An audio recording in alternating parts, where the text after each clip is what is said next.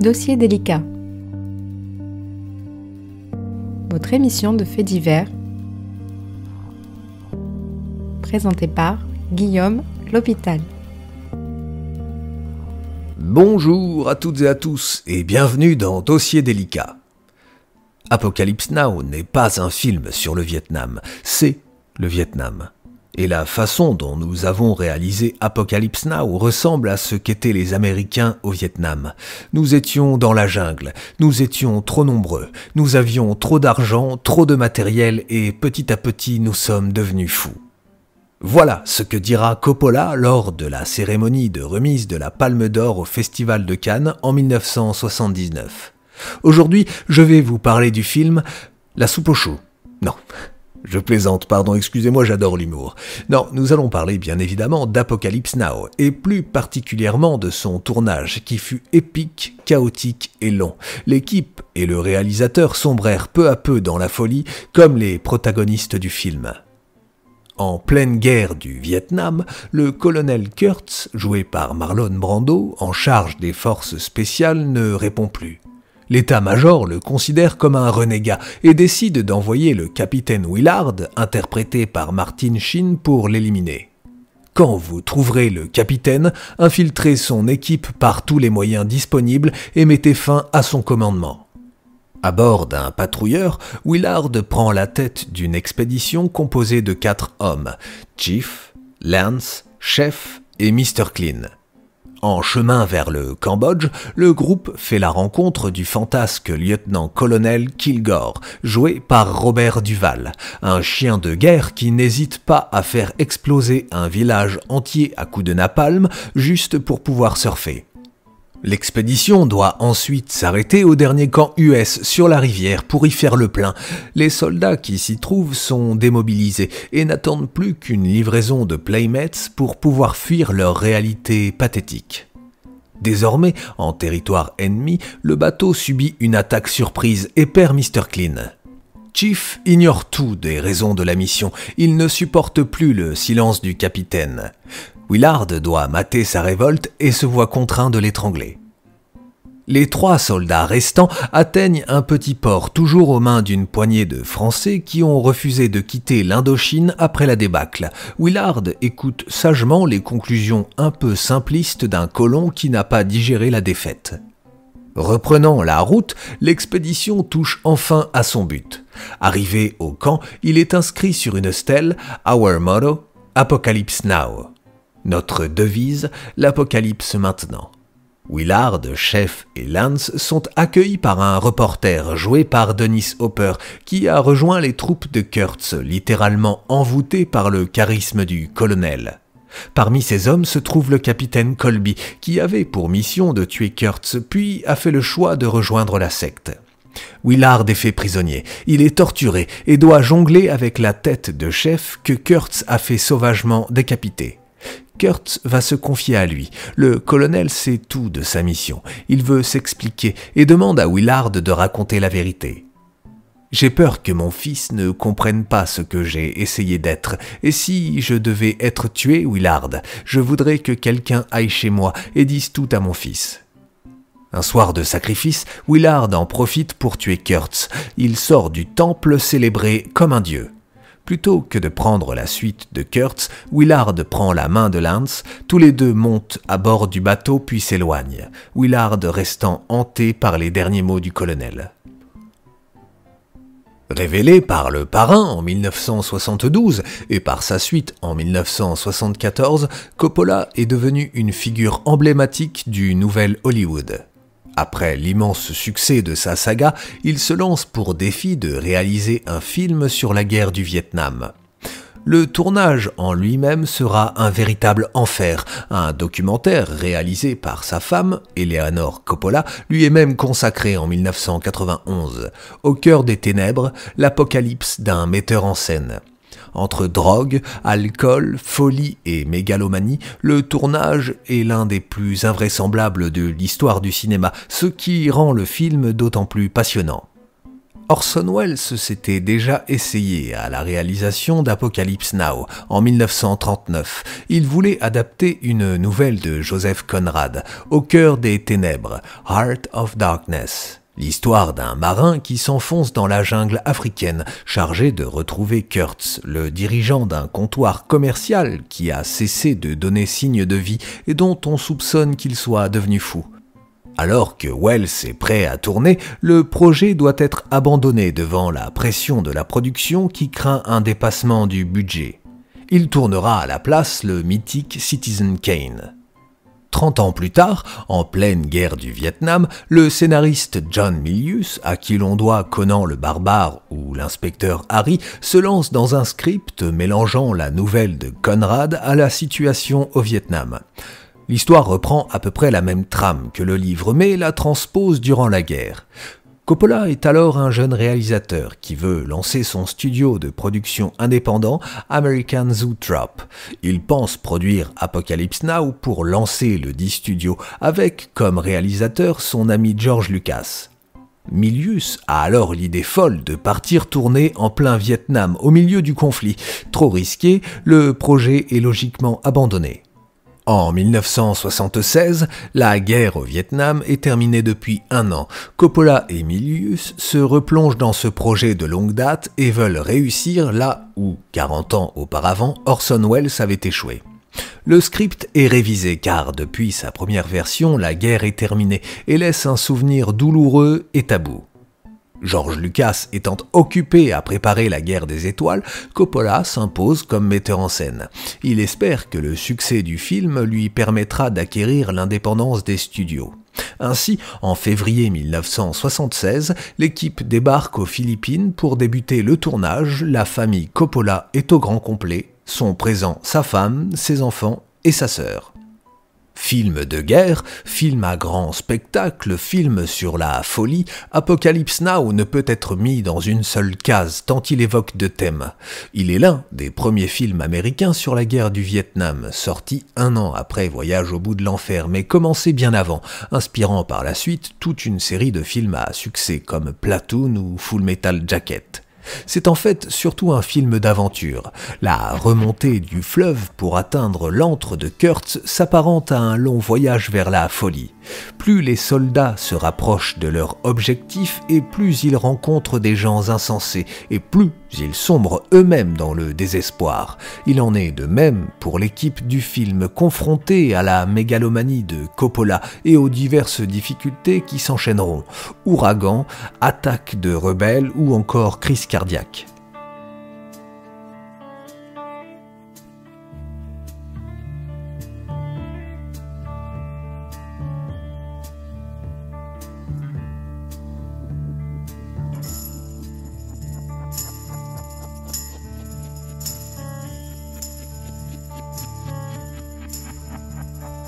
This is the end, beautiful friend.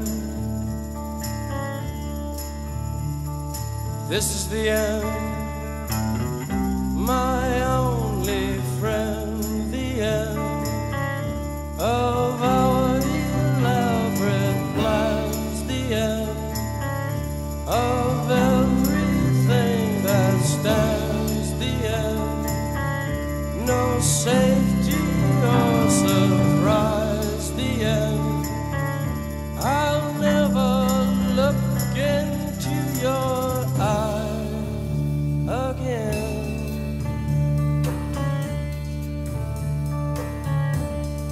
Can you picture what will be so limitless and free?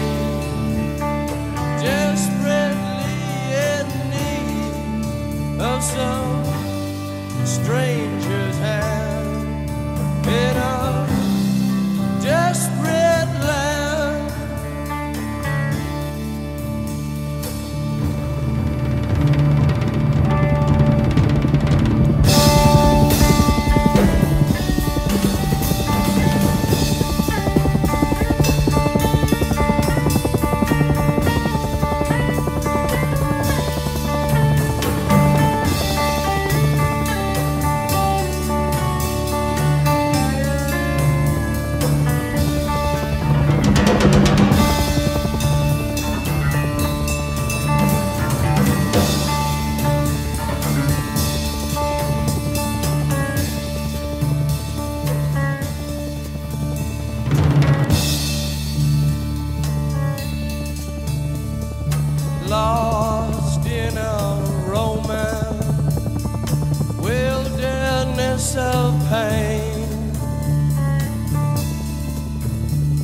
and all the children are insane. All the children are insane.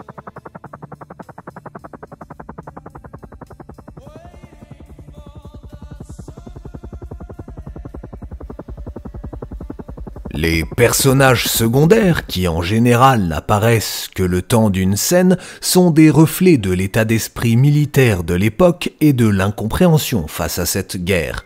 Robert Duvall, nommé à l'occasion pour l'Oscar du meilleur second rôle, incarne un commandant de cavalerie aéroportée complètement déjanté qui aime écouter Wagner à fond pendant ses attaques aériennes. Il glisse l'une des répliques les plus connues du cinéma. J'aime l'odeur du napalm au petit matin. Il se distingue notamment en bombardant du dit napalm sur un village vietnamien pour pouvoir aller surfer tranquillement sur une plage au milieu des explosions. Ce comportement absurde, balançant entre humour et horreur, fait ressentir au spectateur de l'incompréhension et le perd un peu, exactement ce que ressentaient les soldats à l'époque. C'est l'effet voulu par Coppola. Il y a aussi tous ces soldats rencontrés sur le chemin par Willard, qui errent et tirent dans le tas sans même savoir qui les commande, perdus au milieu de la jungle dans un combat contre eux-mêmes.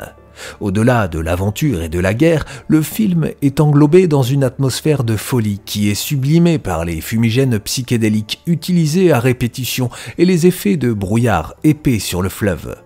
Il n'est pas évident de comprendre qui est le plus fou, Kurt qui a craqué en se prenant pour Dieu au milieu des indigènes, ou bien Willard qui sombre lui aussi dans un état de folie et de transe lors du final.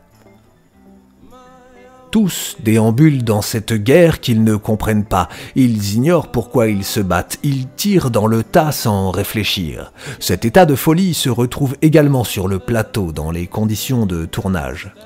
Aux Philippines, la situation politique est tendue. Le dictateur Marcos fait prêter des hélicoptères de l'armée pour les besoins du film. Ils sont utilisés lors de la charge aérienne spectaculaire sur fond de Wagner. Décorés aux couleurs américaines pour le film, ils doivent être repeints aux couleurs philippines quand Marcos en a besoin. À seulement quelques kilomètres du plateau, des rebelles hostiles au gouvernement organisent régulièrement des attaques et les hélicoptères sont systématiquement réquisitionnés pour aller les combattre. Tout cela ralentit toujours un peu plus le tournage. Comme si ce n'était pas suffisant, la météo se rajoute à la liste des problèmes. Dans un premier temps, Coppola est ravi. Il peut tourner dans le brouillard et sous des pluies diluviennes, ce qui retranscrit les conditions climatiques qu'ont connues les soldats. Cependant, lorsque le typhon Olga se manifeste et ravage tout le décor, Coppola accuse le coup, encore une fois forcé de retarder le tournage et de faire reconstruire tous les décors. Au milieu de ce chaos artistique et climatique, les acteurs et les techniciens se réfugient dans les drogues. Quand c'est pour ajouter à la crédibilité d'une scène, cela peut s'avérer utile, notamment pour la scène où Chef craque après l'attaque nocturne d'un tigre. L'acteur avait réellement pris de la cocaïne. Cependant, quand c'est entre les prises, c'est plus problématique. Le plateau devient une véritable pharmacie où l'équipe du tournage peut trouver toutes les substances psychédéliques existantes. Dans le film, la drogue est présente comme un échappatoire pour les soldats. Apocalypse Now montre l'importation par les Américains de la vague psychédélique au Vietnam, le rock et les drogues. Le professionnel, toute catégorie confondue des acteurs en roue libre, est pourtant Dennis Hopper. Arrivant sur le tournage sous l'emprise totale de psychotropes et complètement sous la plupart du temps, l'acteur refuse de se laver pendant 40 jours pour mieux s'imprégner de son personnage, selon ses dires. L'équipe de tournage met à sa disposition un bus puisque aucun membre de l'équipe ne veut partager un seul trajet avec lui à cause de son odeur peu séduisante. It's impossible through words to describe what is necessary to those who do not know what horror means.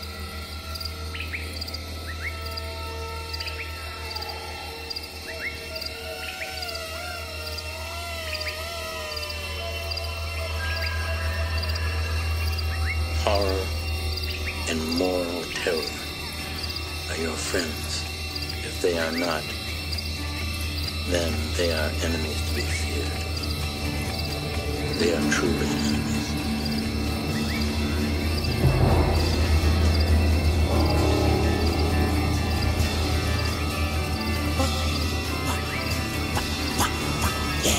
Come on, baby. Come on, baby. Yeah.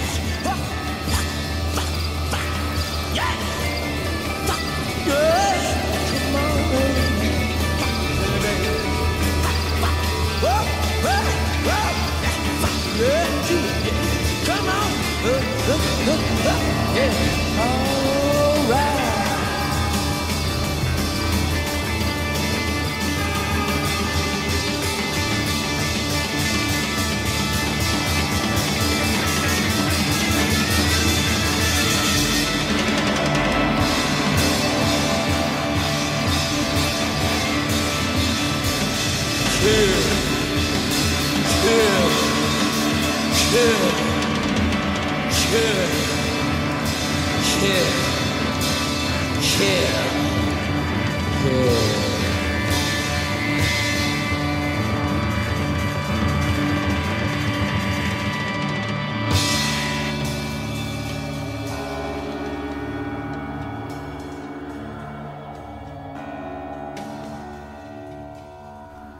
À cela s'ajoute Marlon Brando, qui avait déjà tourné avec Coppola pour Le Parrain.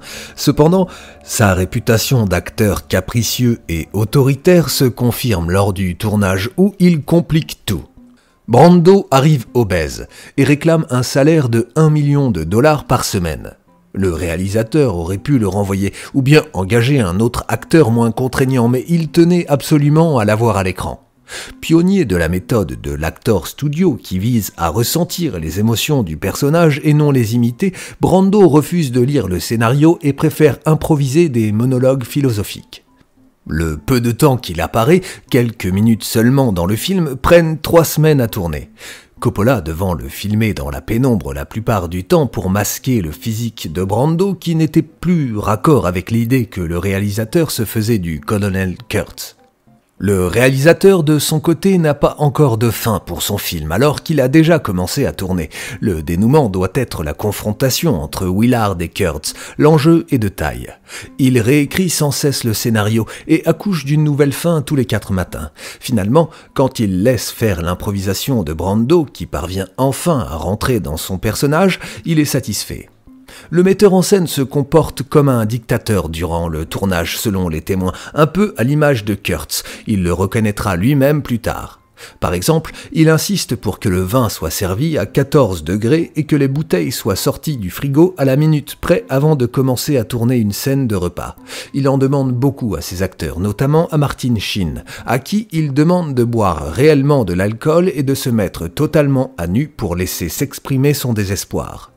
Durant une scène, complètement saoul et tenant à peine debout, Sheen s'entaille la main en frappant dans un miroir. Plus tard, en mars 1977, il atteint ses limites, c'est le craquage. Il fait une crise cardiaque et est rapatrié d'urgence. Il paraît même qu'un prêtre lui aurait donné les derniers sacrements. Coppola, pensant qu'il pourrait perdre son interprète principal, s'enfonce encore plus dans la paranoïa et la drogue. Il perd 40 kilos et fait venir ses maîtresses alors que sa femme est là. Il pense au suicide plusieurs fois. Voyant que le dirigeant du projet devient fou, c'est toute l'équipe qui craque et se réconforte dans la drogue et l'alcool. Il prend des décisions démesurées quant au décor du film. Il exige alors de vrais cadavres dans le repère perdu de Kurtz, sans doute par souci de réalisme. Ce choix a failli lui coûter le départ de Sheen, outré par une mesure si extrême et écœurante. Mais Coppola ne prend pas en compte son avis et fait donc appel à un prétendu représentant de laboratoire médical pour satisfaire sa demande scientifique qui se révélera être un profanateur de sépultures. Alors que cette scène allait être tournée, la police fit irruption, arrêta le tournage et confisqua les passeports de l'équipe. tout un tas d'histoires et d'anecdotes existent encore concernant Apocalypse Now et son tournage. Par exemple, le rôle du capitaine Willard, qui a été proposé d'abord à Steve McQueen, Al Pacino, Robert Redford, Tommy Lee Jones, Dustin Hoffman ou encore Robert De Niro, tous ont refusé de devoir tourner 17 semaines dans la chaleur étouffante de la jungle philippine. C'est Harvey Keitel qui fut choisi dans un premier temps, l'acteur que l'on a pu voir dans Pulp Fiction ou Reservoir Dogs ou encore Taxi Driver a tourné 2 semaines dans le costume de Willard, mais Coppola, n'étant pas satisfait du résultat, décida de le renvoyer. On peut aussi parler de Harrison Ford, qui joue ici l'un de ses premiers rôles au cinéma. Ford, qui donne l'ordre de mission à Willard en début de film et qui fait cette apparition grâce à George Lucas, qui jouera dans La Guerre des Étoiles, mais qui avait déjà été dirigé par celui-ci dans American Graffiti. Il porte d'ailleurs le nom de Lucas sur sa veste militaire. Laurence Fishburne y tient un de ses premiers rôles également. L'acteur qui a joué Morpheus dans Matrix a d'ailleurs menti à Coppola sur son âge, car il n'avait que 14 ans au moment du tournage. Au final, Apocalypse Now, c'est 238 jours de tournage au lieu des 16 semaines annoncées, plus de 30 millions de dollars de budget contre les 13 millions prévus, et 3 ans de montage pour finalement le présenter au Festival de Cannes. Coppola, en grand perfectionniste, sans cesse déçu par son œuvre, ne cessait de le remonter toujours. Après un tournage aussi apocalyptique, rien n'aurait laissé penser que ce film serait réussi, son réalisateur lui-même déclarait qu'il était raté. Et pourtant, il entre dans l'histoire du cinéma, récolte 150 millions au box-office mondial, une palme d'or et 2 Oscars, du Coppola au sommet de son art. L'allure incontrôlée que prenait le film aura finalement été la recette de sa réussite, retranscrivant la folie de la guerre, le moral impacté des soldats et la complexité de l'esprit humain. Je me suis servi de l'outil Internet pour concevoir cette chronique. J'espère qu'elle vous aura plu. Je vous souhaite une très belle semaine et je vous dis à lundi prochain.